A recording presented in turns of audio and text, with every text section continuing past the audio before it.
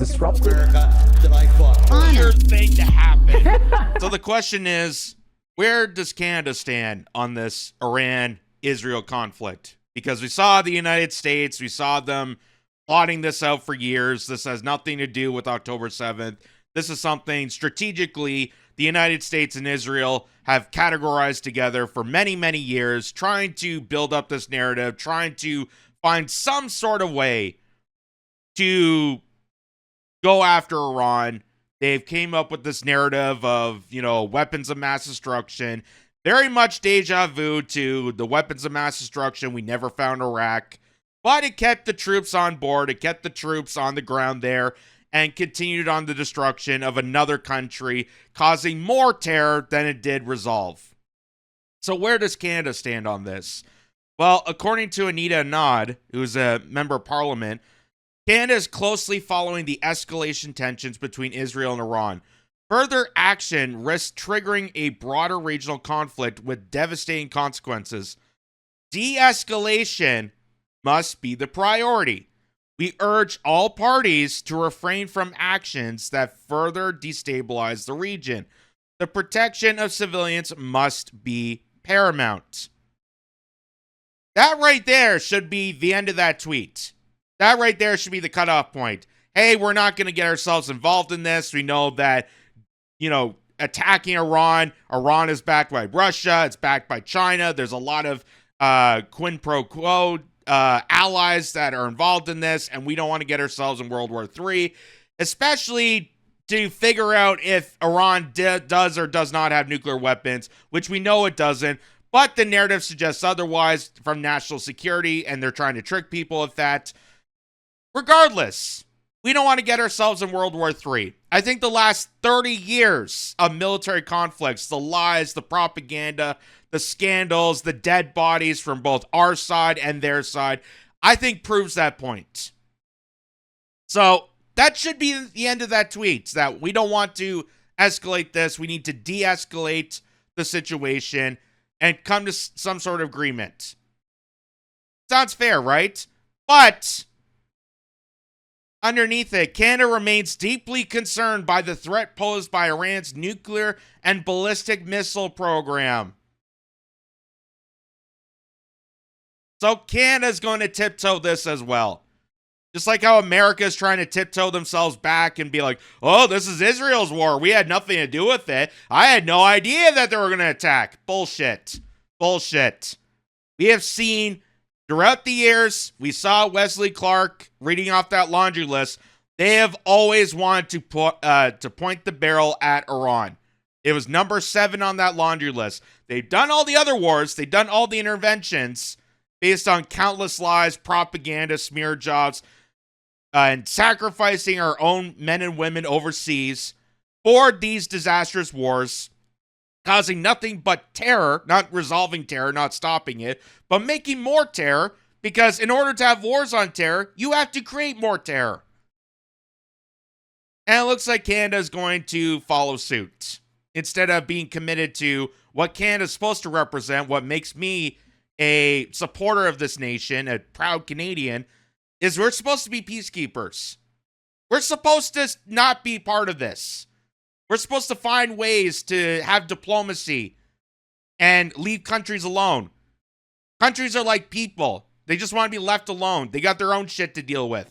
They don't want to get mixed up and involved in this craziness, this barbaric feud established and created by the billionaire class that plays the world like a game of Risk.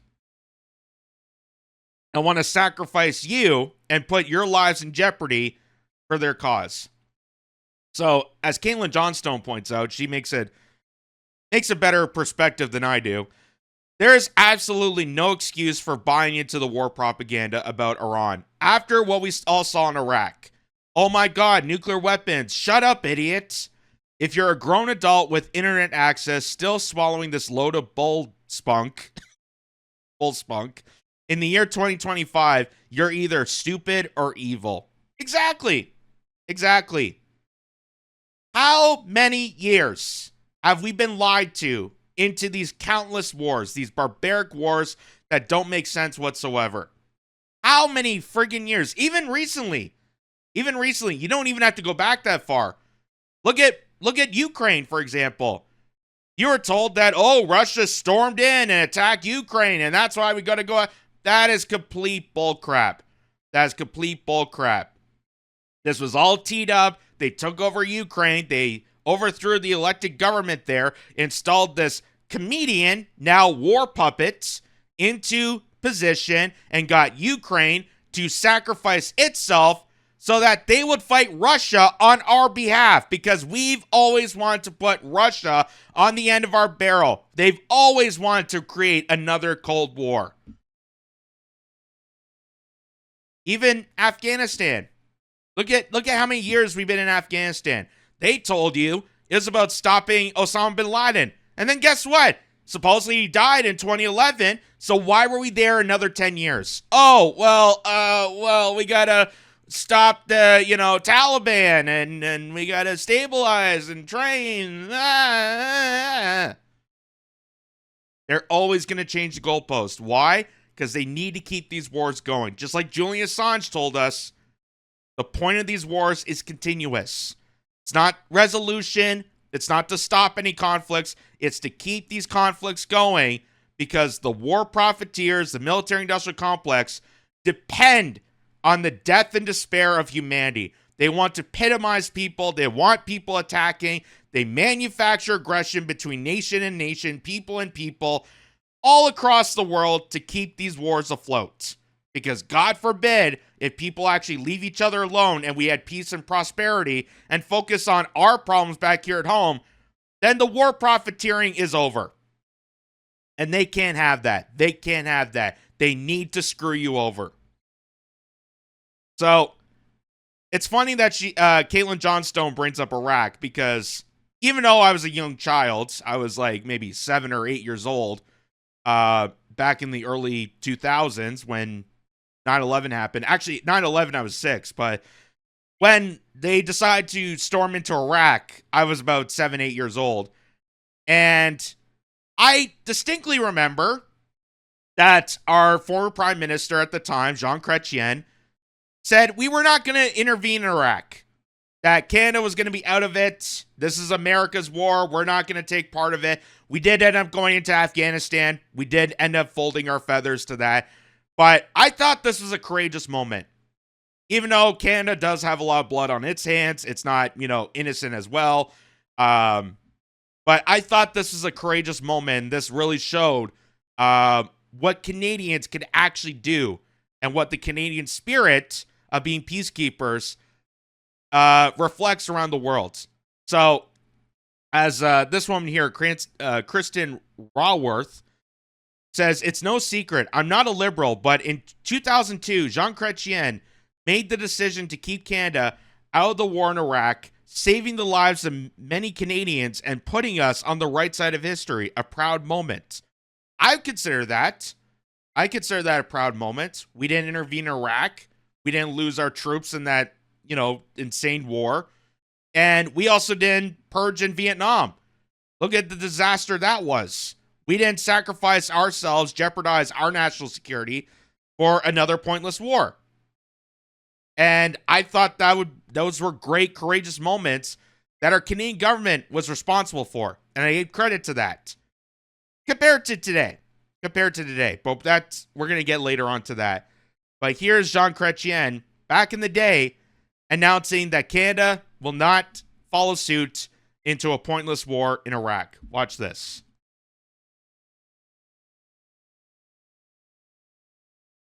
If military action proceeds without a new resolution of the Security Council, Canada will not participate.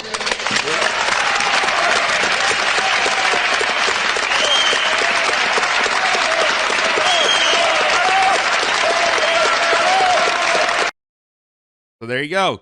Canada will not participate. I can't do the... You gotta really get your mouth down to do Jean Chrétien. Canada will not participate. But he said there, that was 2002. That was a big, courageous moment. Because not only does this defy against our unity with America to be in these military interventions, But also, I'm pretty sure NATO was involved with it. No doubt. And this also goes against the military contractors. So this is a courageous moment. This is a courageous moment to say Canada is not going to participate in this manufactured war, this lie. We're not going to be part of it. We're not going to sacrifice ourselves for this pointless war. And we're going to try to focus on our own issues. This is what we should be doing now. This is what we should be doing now. But, of course, that got turned around. Now, Mark Carney, being Prime Minister, says Iran's nuclear program has been a long cause of grave concern, and its missile attacks across Israel threaten regional security. So, we went from, hey, we're not going to participate in Iraq because we don't think it's necessary, to we're going to repeat the same garbage that the United States regurgitates to itself. I thought we were supposed to be against the United States. I thought we were supposed to be better than that. Elbows up. And here we are, repeating the same goddamn garbage, the same propaganda. Why? Because our country, just like America, just like the UK, just like any other developed nation, is completely corroded. It's completely captured by the military-industrial complex. It's completely captured by NATO that is desperately, desperately seeking more war. Today, I convene our National Security Council to receive an update on the situation and to ensure that all necessary steps will be taken to protect our nationals and our diplomatic missions in the region. Canada reaffirms Israel's right to defend itself and ensure its security. We call on all parties to exercise maximum restraint and move towards a diplomatic resolution. Yes, after making up a bullshit lie, saying that we still got to intervene, but you guys over there, you got to cool it. Do you see how this mealy-mouthed language does not work? Do you see how this does not work? This playing both sides. Oh, well, I don't want Iran to have these nuclear weapons I just heard from a friend of a friend of a friend who's apparently in national security. I don't want that to happen. But at the same time, I don't want war to bug me. So, guys, cool it. But at the same time, I want troops over there. This is just embarrassing. This is embarrassing. And this is also just disgusting in the fact that even with that little remark of saying, hey, we got to have diplomatic resolution, Mark Carney, remember who Mark Carney is, would definitely follow suit in putting troops in that region, thus bolstering World War III. Mark Carney would do that. Just like Mark Carney would still continue the devastation in Ukraine to go after Russia. Because that is who he is. He doesn't represent the interests of Canadians. He represents the interests of the businesses that capitalize off the death and disparity of others. So, of course, he's going to do this mealy-mouthed parade around, feeding around the bush, not being upfront and honest about the situation over there, not being upfront and honest to tell you that America's been plotting against Iran for decades. For decades. And I'm sure there's people out there saying, well, Iran has, a horrible government system and they have all these restrictions and Sharia law and the Islamic. Oh my God, how crazy it is. Yeah, it's also crazy? How the CIA overthrew its democratically elected government in 1953, which caused all this, by the way. So if you want to blame Iran for the situation it put itself into, put the blame on the CIA for installing this government. Because in 1953, they overthrew the democratically elected government in Iran, put in a dictator, caused this huge seismic shift in the country to the devastation you apparently think it is. And now you are kissing up to the same people who have lied to you for decade on decade on decade to further ourselves in an outrageous war. Frankly, I don't give a rat's ass what the National Security Council ever tells me at this point. After how many years, after how many lies they have told people, the biggest threat to national security is them. Just keep that in mind. The biggest threat to national security, our security, is them. They will jeopardize your livelihoods at any point in time. If it's for their best interest, they will jeopardize you no matter what. And we have warned people have been warned numerous times, don't get yourself involved in this. Do not get yourself involved in this. Because it is going to lead down the path of World War III. Here's Yves Ungler. That's the guy who got arrested in Montreal when he was participating in the pro-Palestine march, for being in a pro-Palestine march. He says, you should convene National Security Council to receive an update on Israel's Holocaust in Gaza. Yeah, that's another thing to address. That's another thing to add on to this. Hey, maybe if Israel stopped genociding Gaza, stop killing off an entire population, and maybe de-escalate those tensions, then they wouldn't have all these enemies. Then maybe the Houthis, Iran, and Yemen would back off. Have you ever noticed that they're only attacking when Israel's attacking Palestine? Do you notice that? Do you get that now? It's not rocket science to figure this out. But people are so diluted into this propaganda, and I just cannot believe it. I cannot believe it.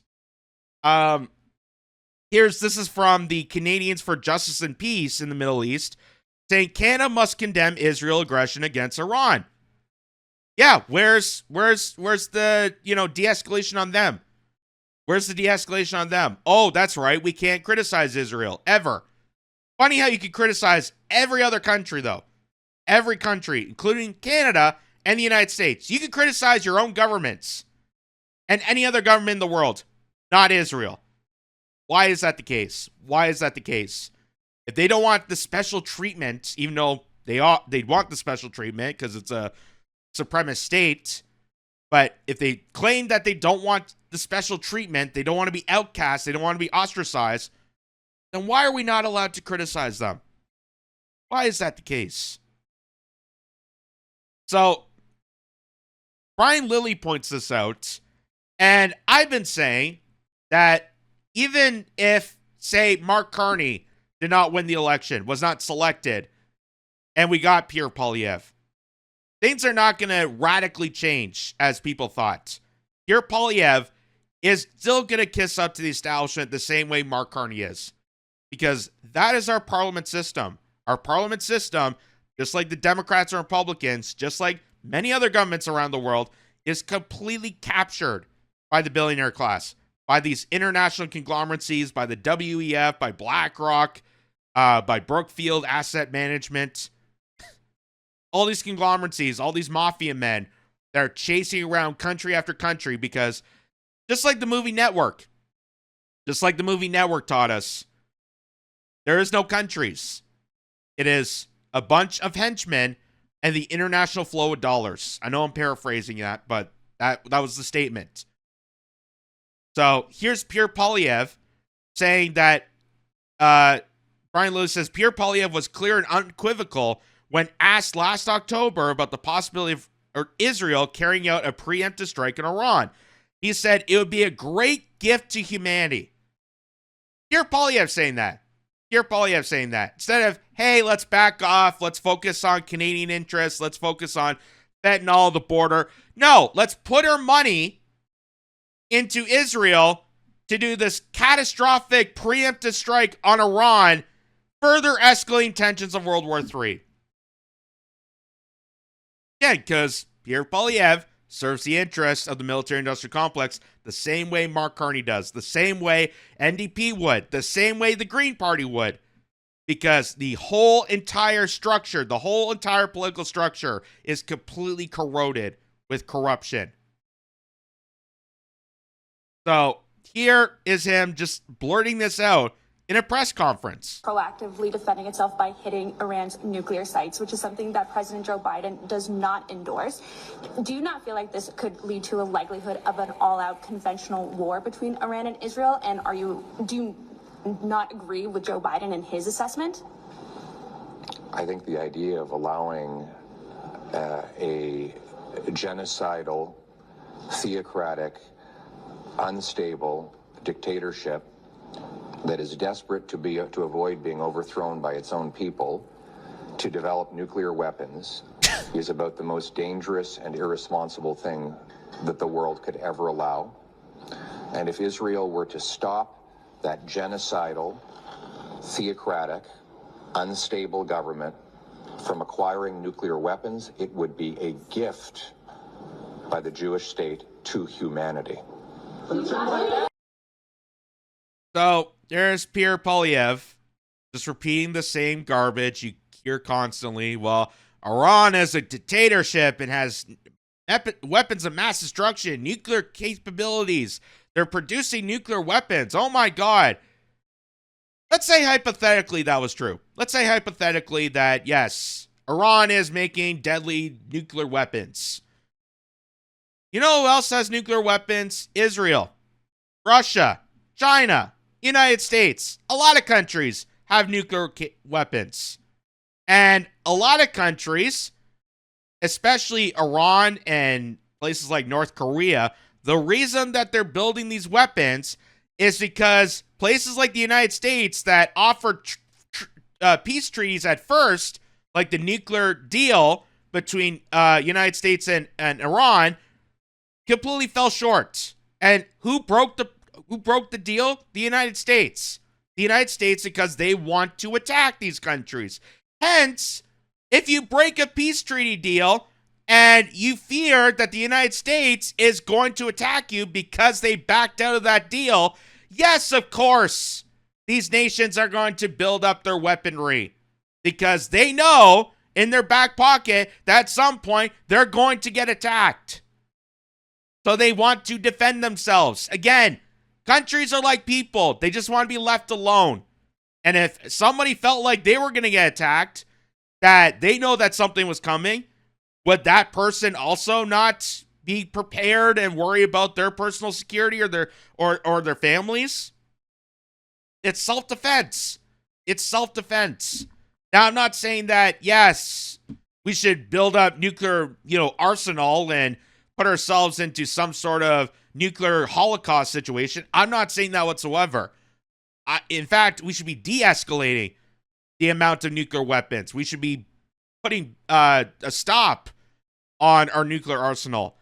But given that situation, again, I don't put Iran in that special negative spot because they want to self-defend from the aggression between Israel and the United States,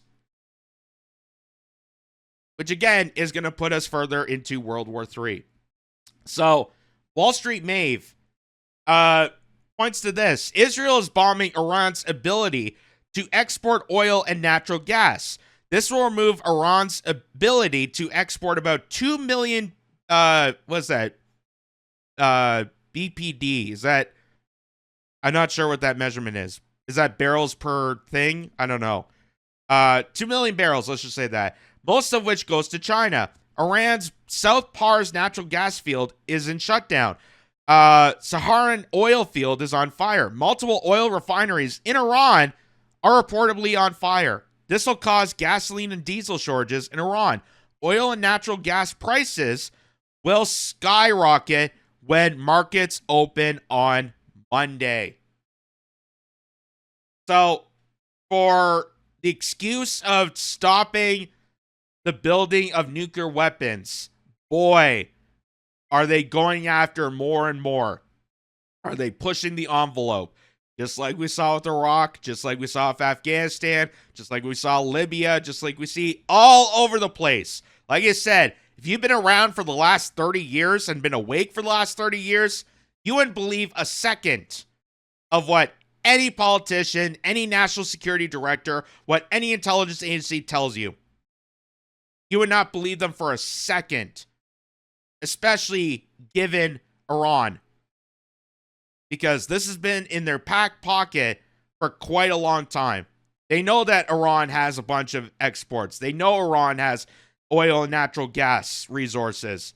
And they want to capture it. They want to seize it. The reason they overthrew the government in the first place, the CIA in the United States, was because the Iranian government was going to nationalize their oil reserves. They're going to make the profits available to the Iranian people. And the United States, the military contractors, the big oil tycoons, they hated that, which is why they wanted to overthrow it in the first place. Not because they care about Iranians, not because they care about people, but because they want that sweet, sweet oil. They want that sweet, sweet crude. And they are willing to sacrifice whoever to seize that opportunity. And here's a recap of this. Just to remind people, you could say all you want about Iran. You could say all you want about, oh, well, Iran doesn't allow gay people and, there's jihadists over there, to quote Tulsi Gabbard. There's jihadists over there. We got to stop these terrorists. We got to stop these people from going into these sleeper cells and becoming terrorists. Blah, blah, blah, blah, blah, blah, blah. You could say whatever the fuck you want about this. I don't care. I don't care. Because it's all propaganda. Because, hey, if you want to blame Iran for all this stuff, then you have to blame the CIA for installing this system in the first place. Because here it is. In first, CIA acknowledges 1953 coup it backed to overthrow leader of Iran was undemocratic. That they overthrew Mossadegh, they brought in Shah, they turned things around in Iran. Iran, what used to be a democratic country, Iran used to look like most American cities back in the day. And then they brought in a dictator because, oh my God, they don't want to nationalize their oil reserves. They don't want to bring the profits into their people to make their country prosperable. So the CIA, the military-industrial complex, came in, destroyed their place, destroyed Iran, overthrew the government, installed a dictator, and turned Iran over its head. So, can't really blame the country for being concerned about their self-defense. You can't really blame the country. And considering the fact that we have seen year after year after year after year, all these different messages, it's out in the open. We saw Wesley Clark saying this at the beginning, that it was on the laundry list there. The 7 countries they want to blow up and annihilate in 5 years. Well, it didn't take 5 years, but they're almost at number 7. And we warned people that if you were going to make aggression, if you were going to attack Iran, that was going to be a huge mistake. It's a huge mistake because of how many people are involved in backing either Israel or Iran, and it's going to lead us to World War III, which is exactly what, sadly, the military-industrial complex, our heinous governments, all these people want. This is the end game. This is the end of empire. Because our system is crumbling, our economic stability is crumbling, nothing is going well, things in the future are not going to look good, it's very bleak. So their last resort is, hey, let's just blow up the world. Get ourselves in World War III, and whoever survives, best of luck to you. Like I said, the biggest threat to national security is the national security itself. And because of all the heinous years that I've seen, anyone with an internet connection can look this up. It's not that hard to figure out. Anyone with an internet connection, anyone with Google or Wikipedia can look into this. Even go to your public library. I'm sure there's publications. I'm sure there's books there available for people to understand. Not to believe a single word the national security intel is telling you. Why are they dictating what countries I'm supposed to hate? What wars we need to participate in? You heard J.D. Vance. We're allowed to choose what wars to participate in. Oh, except, when Israel's involved. Then you have to do it. Otherwise, you're an anti-Semite. Otherwise, you hate America. Otherwise, shut the hell up, idiots. Again, I feel like this is deja vu. I feel like we're in a trance. Like 2002 all over again.